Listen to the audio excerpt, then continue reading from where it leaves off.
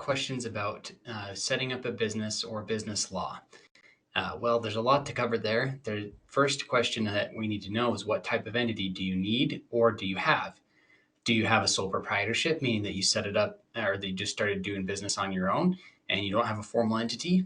Do you have a partnership where you just started doing business with somebody else and didn't file anything? Or do you have an LLC, a series LLC, a corporation?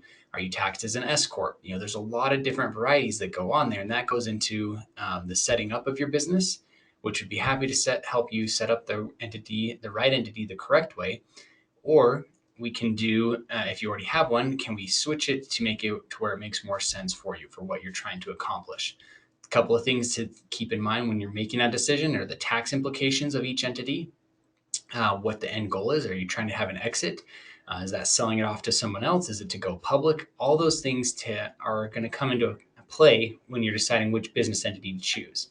Now, if you already have a business entity up and running and you need to make an agreement as far as what's going to happen if one of the partners dies or wants to leave, how the buyout works, all those things are part of your business plan. And you should think about the exit and what it looks like if somebody dies right from the very beginning, because the more planning you can do up front, the easier it's going to be because everybody's on the same page when those bad things happen. And they eventually do.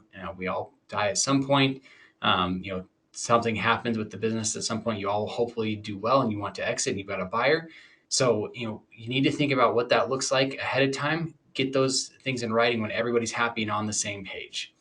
So if you have questions about setting up a business, doing a business plan, as far as, from a legal perspective, please give us a call. We'd be more than happy to answer your questions and see what makes sense for your situation.